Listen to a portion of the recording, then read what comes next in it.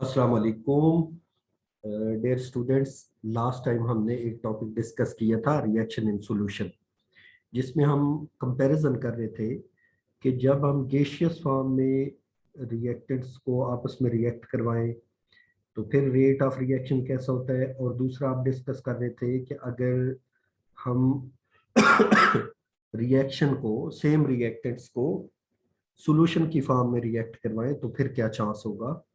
तो हम reaction in solution वाले टॉपिक को हमने लास्ट टाइम कुछ डिस्कस किया था। अच्छा, आज हम उसी टॉपिक को आगे फर्दर प्रोसीड करेंगे।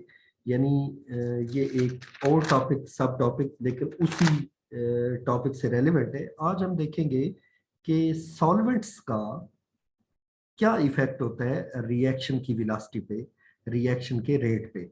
यानी अगर हम सॉल्यूशन बना रहे हैं तो फिर सॉल्वेंट्स की चॉइस तो हमारे पास बहुत ज़्यादा है। हम कोई सभी सॉल्वेंट यूज कर सकते हैं क्योंकि हमारे पास वैरायटी है बहुत सारे रिएक्शंस के लिए, रिएक्टेंट्स के लिए। तो हम डिफरेंट रिएक्टेंट्स को जब रिएक्शन करवाएंगे तो कौन सा सॉल्वेंट देंगे और सॉल्वेंट का क्या इफेक्ट होगा, रेट को वो क्या मुतासर करेगा, कैसे करेगा, नहीं करेगा, ये चीज़ें जो है ये डिस्कस करने के लिए आज हम टॉपिक पढ़ रहे हैं effect of solvent on reaction rate या ऑन रिएक्शन वेलोसिटी। तो चलें जी, शुरू करते हैं। आज का हमारा टॉपिक जैसे मैंने कहा कि effect of solvent on reaction rate या ऑन रिएक्शन वेलोसिटी। ये सबसे पहले एन ए मेंसचुटकिन नामी एक शख्स ने सिस्टमेटिक स्टडी की। डिफरेंट सॉल्वेंट्स को उसने चूज किया। उसने क्या किया कि रिएक्शन करवाया ट्राई इथाइल अमाइन और इथाइल आयोडाइड का। इथाइल आयोडाइड और जो ट्राई इथाइल अमाइन है, इन दोनों को बतौर रिएक्टेंट्स उसने यूज किया और वो solvents one by one change करता गया। यानी कभी वो कोई सॉल्वेंट उठाता, कभी कोई उठाता और चेक करता कि क्या क्या डिफरेंस आया है रिएक्शन रेट पे, रिएक्शन वेलोसिटी पे। और उसने देखा कि जब उसने बहुत ज़्यादा यानी ट्राई किए। जब हेक्सेन को सॉल्वेंट के तौर पे उसने लिया तो रिएक्शन रेट 0.13 था। लेकिन सॉरी सॉरी ये मैं जब उसने हेक्सेन को चूज किया सॉल्वेंट तो रिएक्शन रेट का जो कांस्टेंट था या जो वेलोसिटी कांस्टेंट कह लें या रिएक्शन रेट कांस्टेंट कह लें, वो रेट कांस्टेंट 0.00018 था, यानी बहुत ही कम था। लेकिन जब और आगे चेंज करता गया वो डिफरेंट सॉल्वेंट्स तो फिर इसकी वैल्यूज चेंज होती गई। और हेक्सेन के बाद जब यानी एक उसने बेंजाइल अल्कोहल यूज किया तो ये 0.1 तक पहुंच चुका था। यहाँ पे देखिए ये बहुत ही कम है जो हेक्सेन के केस में था। तो हेक्सेन से आगे फर्दर उसने डिफरेंट सॉल्वेंट ट्राई करता गया और देखता गया कि ये बढ़ता जा रहा है, बढ़ता जा रहा है। हत्ता कि उसने ये जो बेंजाइल अल्कोहल के लिए चेक किया तो ये 0.1 तक आ चुका था। ये जो उसने रिएक्शन स्टडी किया ये 100 डिग्री सेंटीग्रेड पे उसने स्टडी किया डिफरेंट सॉल्वेंट्स को ऑप्ट करते हुए। अच्छा, अब क्या है कि एक मैं टेबल आपको शो कर रहा हूँ। इस टेबल में आप देखेंगे कि ये जो नीचे पॉइंट लिखा हुआ है, not attractions are influenced in the same manner by a series of solvent as shown in the table। यानी यहाँ पे आप चेक करें तो क्या हो रहा है, जरा गौर करिएगा। तीन रिएक्शंस को कंपेयर किया गया है। पहला रिएक्शन है एसिटिक एनहाइड्राइड और इथाइल अल्कोहल का। ये 50 डिग्री सेंटीग्रेड पे प्रोसीड करवाया गया, ये इसके लिए जो टेम्परेचर सूटेबल था। और इसी तरह decomposition of N2O5 at 20 degree centigrade. The third reaction is between triethylamine and ethyl iodide at 100 degree centigrade. अब इन तीनों के लिए डिफरेंट जो सॉल्वेंट्स चूज किए गए। पहले नंबर पे इफेक्ट ऑफ हेक्सेन देखा गया कि अगर हेक्सेन हो तो फिर कैसा रिएक्शन रेट रहता है। कार्बन टेट्राक्लोराइड हो एज अ सॉल्वेंट, फिर क्या होता है। बेंजीन हो तो क्या होगा, क्लोरोफॉर्म हो तो क्या होगा, इसी तरह नाइट्रोबेंजीन और भी काफी सारे हैं। लेकिन ये टेबल में यानी चंद एक उसमें से चूज किए। अब जरा देखिएगा कि अगर हम इन तीनों रिएक्शंस को, जो कि मैंने बोला कि यहाँ पे एसिटिक एनहाइड्राइड और इथाइल अल्कोहल का रिएक्शन हो रहा है, इसकी इथाइल अल्कोहल की एसिटाइलेशन हो जाती है इस रिएक्शन में। अब जरा देखें कि यहाँ पे हेक्सेन के लिए 0.119, जबकि कार्बन टेट्राक्लोराइड के लिए ये उससे थोड़ी कम वैल्यू है, और बेंजीन के लिए ये और भी कम है, 0.00462। क्लोरोफॉर्म के लिए ये 0.00404, और इसी तरह नाइट्रोबेंजीन के लिए ये बहुत ही फिर कम है, 0.00 इस तरह करके।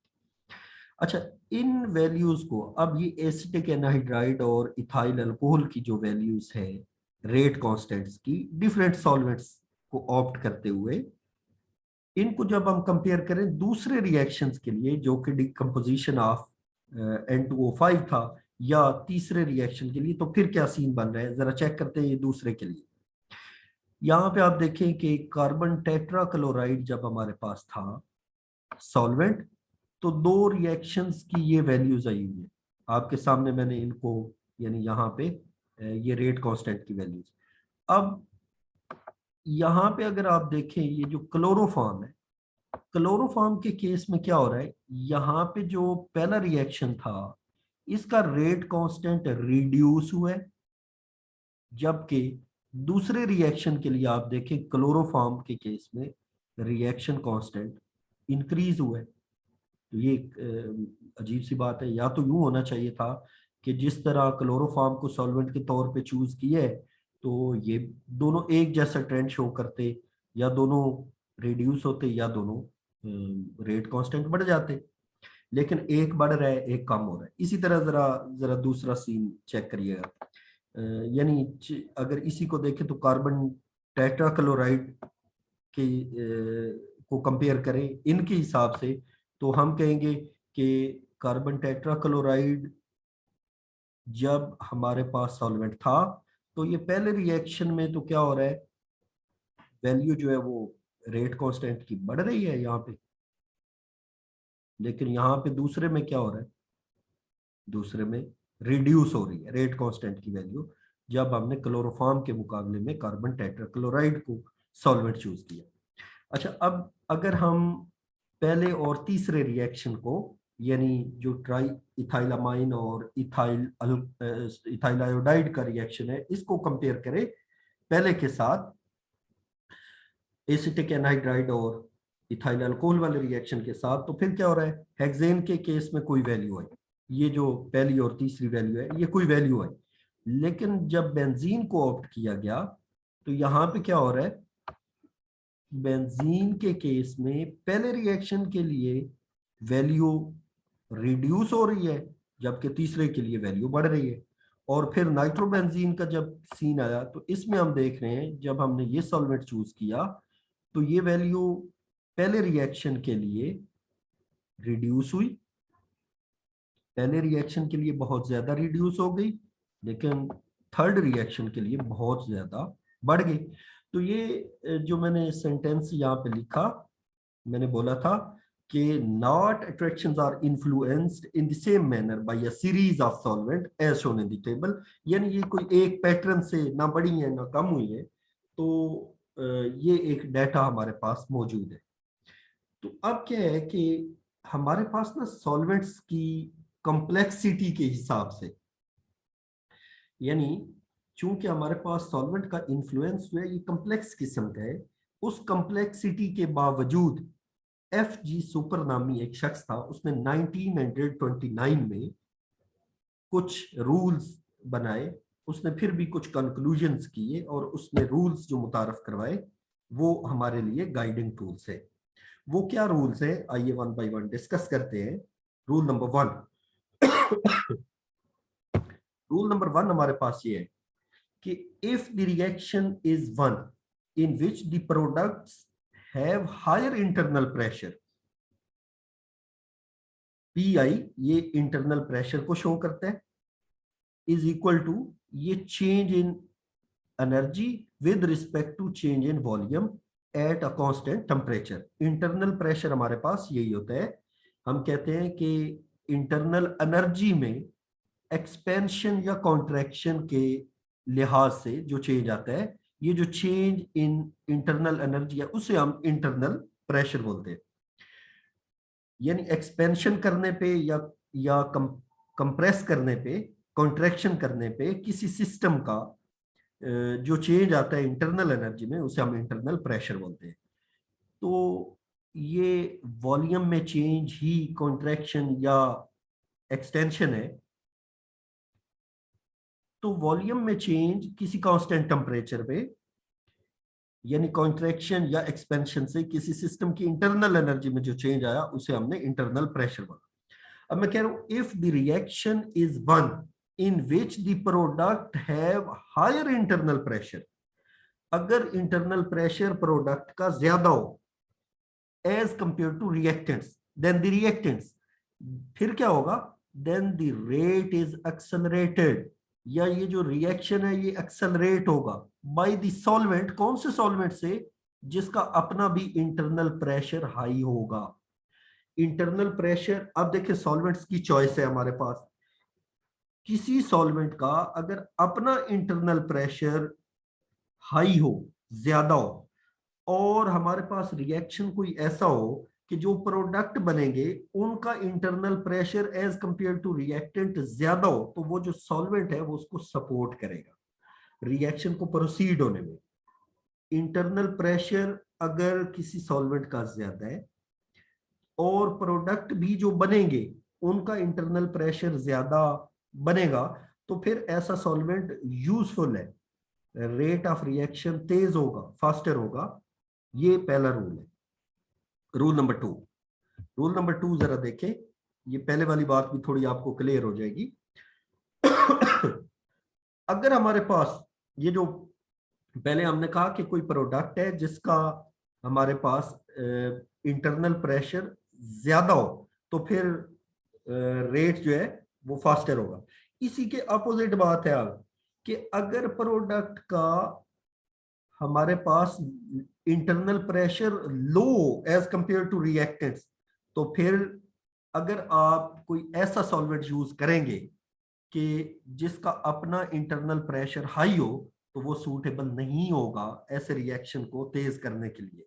फिर क्या होगा, रिएक्शन की स्पीड कम हो जाएगी, रेट फास्टर नहीं होगा, रेट रिटार्डेशन की तरफ जाएगा, रिटार्डेड होगा। यानी फिर ऐसे सॉल्वेंट रेट की स्पीड, जो रिएक्शन की स्पीड है या रेट है, उसको रिड्यूस करेंगे। If the products are of lower internal pressure, the reactions will be retarded by these solvent। ये these solvent से मुराद हुई कि जिनका अपना इंटरनल प्रेशर ज्यादा हो। अब एक बात ये जरा समझिएगा, ये जो इंटरनल प्रेशर और पोलैरिटी है ये साथ साथ चलते हैं। अगर किसी एंटिटी का, ये एंटिटी मीन के रिएक्टेंट्स हो या प्रोडक्ट हो, उनका इंटरनल प्रेशर ज्यादा हो तो इसका मतलब है वो रिलेटिवली पोलर ज्यादा है। और अगर अगर मसलन अब इस चीज को आप यूं समझें, जो मैंने पहला रूल और दूसरा बोला, कि अगर हमारे पास कोई प्रोडक्ट है जो कि कंपैरेटिवली ज्यादा पोलर है, और आप कोई सॉल्वेंट भी ऐसा यूज करें कि जो पोलर हो, तो फिर वो पोलर सॉल्वेंट जितना ज्यादा पोलर होगा उतना उस रिएक्शन को प्रोसीड करवाने में मदद करेगा, क्योंकि प्रोडक्ट भी पोलर होंगे तो वो उसको सपोर्ट करेगा कि प्रोडक्ट जल्दी बने, ज्यादा बने। तो ऐसे रिएक्शन जिनका इंटरनल प्रेशर प्रोडक्ट का ज्यादा हो, यानी उनकी पोलैरिटी ज्यादा हो, तो उनके लिए पोलर सॉल्वेंट ज्यादा यूजफुल है। और अगर किसी का प्रोडक्ट पोलर ना हो, नॉन पोलर हो या लेस पोलर हो, तो उनके लिए फिर पोलर सॉल्वेंट जो है वो रेट के लिए, रिएक्शन की स्पीड के लिए अच्छे नहीं है, वो उसकी रिटार्डेशन काज करेंगे। यहाँ पे यही मैंने लिखा हुआ है, since internal pressure and polarity often run parallel, a polar solvent is expected to accelerate a process in which polar substance is the product and a retard one in which a non-polar substance is formed। आगे चलते हैं जी। ये जो मैंने बात की इसी को एक्सप्लेन करने के लिए ये जो हमने टेबल पढ़ा था, इसके जो डेटा है इस पे अगर ये रूल अप्लाई करें तो आप देखेंगे कि जहां पे कोई पोलर प्रोडक्ट बन रहे होंगे, वहां पे पोलर सॉल्वेंट यूज करते हुए रेट कांस्टेंट बड़ा होगा, रेट फास्टर हुआ होगा। और अगर प्रोडक्ट जो है वो इतने ज्यादा पोलर नहीं है जितने के रिएक्टेंट्स थे, यानी लेस पोलर हो या नॉन पोलर हो, तो फिर ज्यादा पोलर सॉल्वेंट जो है वो रिएक्शन के रेट को कम करेगा। अब इसी को एक्सप्लेन करने के लिए ये मैंने 1 बाय 1 एग्जांपल्स कही है।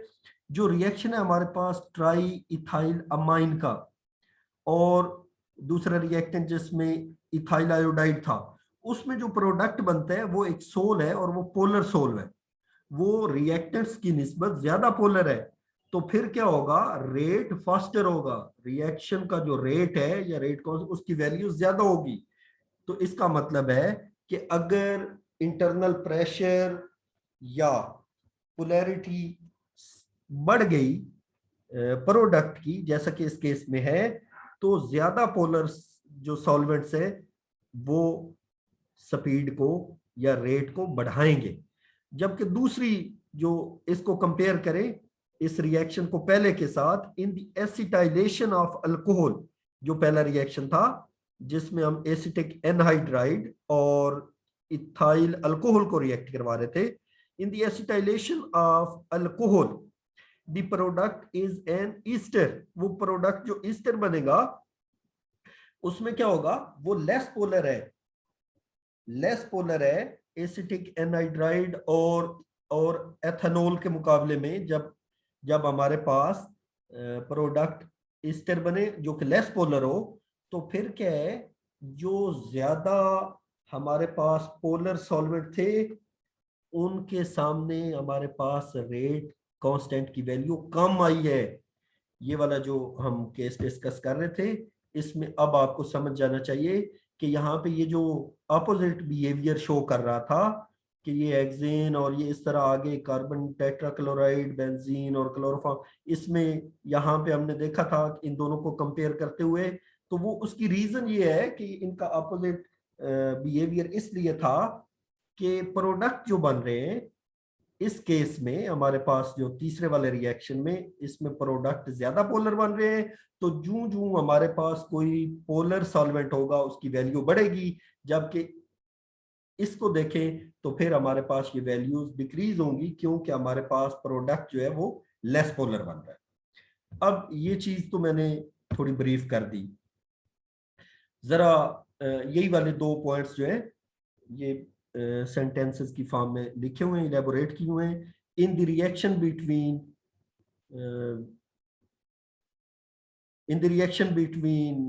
triethylamine and ethyl iodide, the product is a sole and hence more polar than the reactants, so the rate of reaction should be increased as the internal pressure or the polarity of the solvent increases.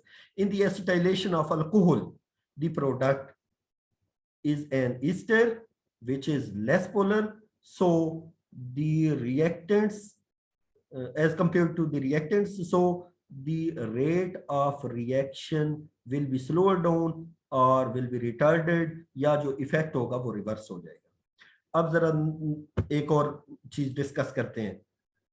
हमारे पास जो decomposition है, decomposition of N2O5, जो हमारे पास internal pressure के हवाले से अगर हम देखें, तो इंटरनल प्रेशर के हवाले से जो रेट डिटरमिनिंग स्टेप है ना इसमें, यानी जब हमारे पास N2O3 और ऑक्सीजन बन जाती है जो प्रोडक्ट हमारे पास बनते हैं इसको डिकम्पोज करके N2O3 और O2 जो बनते हैं, ये N2O3 और ऑक्सीजन जो है इसका, यानी जो प्रोडक्ट है और जो रिएक्टेंट था जिसकी डिकम्पोजिशन हो रही है N2O5, इन दोनों के जो प्रेशर्स थे, इंटरनल प्रेशर, उनकी वैल्यूज में इतना ज्यादा डिफरेंस है नहीं।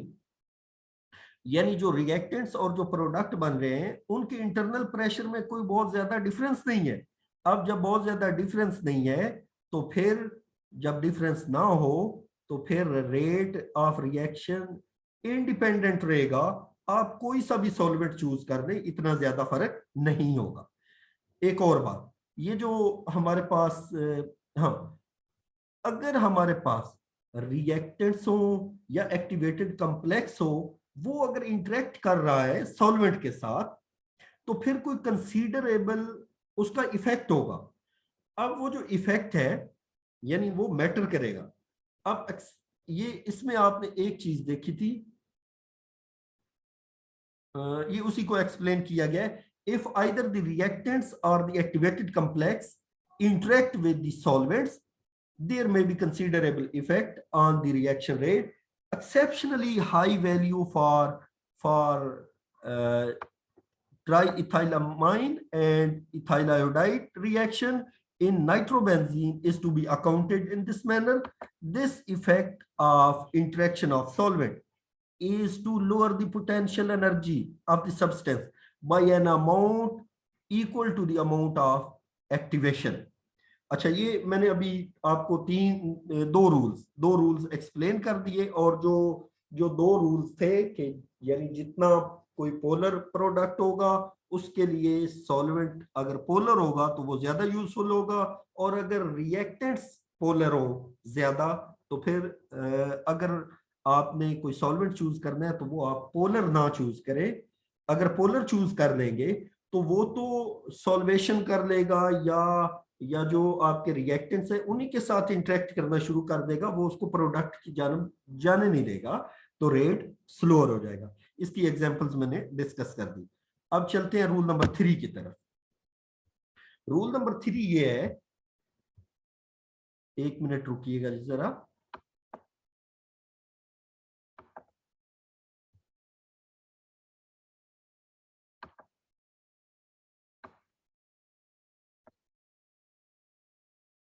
जी, अब रूल नंबर 3 क्या है कि अगर हमारे पास जो रिएक्टेंट्स है कोई उनमें से एक या सारे, अगर दो है तो दो या एक, जितने भी हमारे पास अगर रिएक्टेंट्स में से कोई भी रिएक्टेंट सॉल्वेशन में आ जाए, सॉल्वेट हो जाए, जबकि एक्टिवेटेड कॉम्प्लेक्स की सॉल्वेशन ना हो, तो फिर क्या होगा? अगर हमारे पास रिएक्टेंट्स सॉल्वेटेड फॉर्म में आ जाए, यानी सॉल्वेंट ऐसा है कि वो उसी को रिएक्टेंट्स को इंटरेक्ट कर रहे हैं और वहीं पे बॉन्डिंग या फोर्सेस डेवलप कर रहे हैं, तो फिर उनकी पोटेंशियल एनर्जी डिक्रीज हो जाएगी।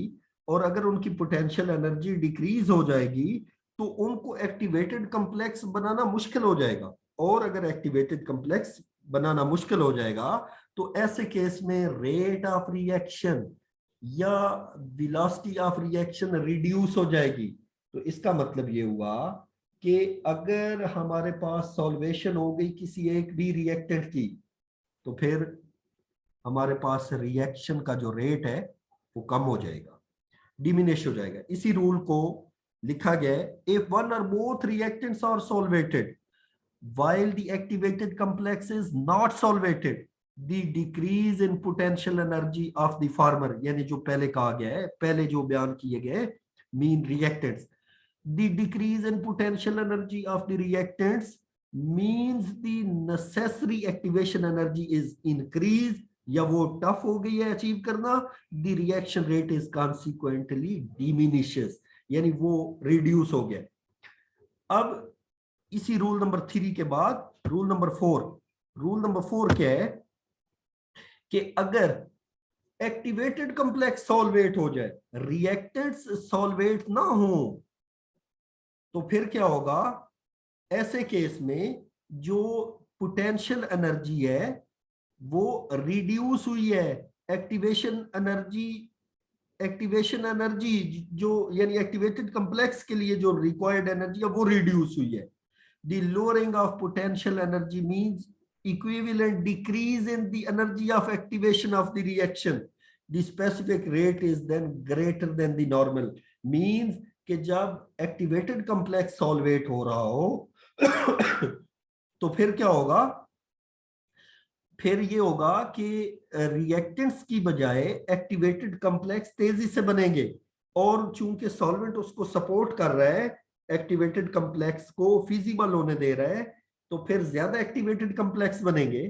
तो इसका मतलब है कि इजीली ये प्रोसीजर हो जाएगा एक्टिवेशन एनर्जी अचीव करने वाला, तो ऐसे केस में रेट रिलेटिवली फास्टर होगा, क्योंकि इजीली एक्टिवेशन एनर्जी अचीव कर ली गई।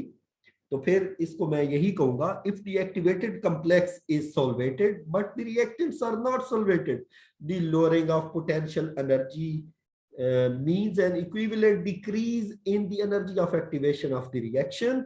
So the specific rate is then is greater than the normal one. Rule number 5. अच्छा, रूल नंबर 5 क्या है कि अगर दोनों एट ए टाइम रिएक्टेंट्स भी और जो एक्टिवेटेड कॉम्प्लेक्स है वो भी दोनों ही सॉल्वेट हो रहे हो, कोई सॉल्वेंट ऐसा हो कि वो रिएक्टेंट्स को भी और एक्टिवेटेड कॉम्प्लेक्स दोनों को ही सॉल्वेट कर लेता हो, तो फिर क्या होगा, the overall effect of activation energy and a specific rate में बी स्मॉलर। फिर इतना ज्यादा इफेक्ट नहीं होगा, क्योंकि आपस में उनका इतना ज्यादा फर्क नहीं पड़ रहा। वो तो रिएक्टेंट्स को भी सॉल्वेट कर रहा है और एक्टिवेटेड कॉम्प्लेक्स को भी सॉल्वेट कर रहे हैं। तो आज जो हमने 5 रूल्स पढ़े, इन्हीं रूल्स को गाइडलाइन मानते हुए हम आगे देखेंगे कि जब जब हमारे पास प्राइमरी साल्ट हो तो फिर क्या होता है, और सेकेंडरी साल्ट हो तो फिर क्या इफेक्ट होता है किसी रिएक्शन में। कि अगर हम जो सॉल्वेंट चूज कर रहे हैं उनमें जो वैरायटी है, फिर उनमें आयनिक अगर रिएक्शंस हो रहे हो, तो फिर सॉल्वेंट में प्राइमरी साल्ट क्या इफेक्ट करेगा, सेकेंडरी साल्ट क्या इफेक्ट करेगा, ये हम डिस्कस करेंगे नेक्स्ट वाली लेक्चर में। अभी के लिए मैंने ये 5 रूल्स आपको एक्सप्लेन किए हैं, तो इंशाल्लाह हम फिर इसके बाद में डिस्कस करेंगे। ओके जी, अल्लाह हाफिज, अस्सलाम वालेकुम।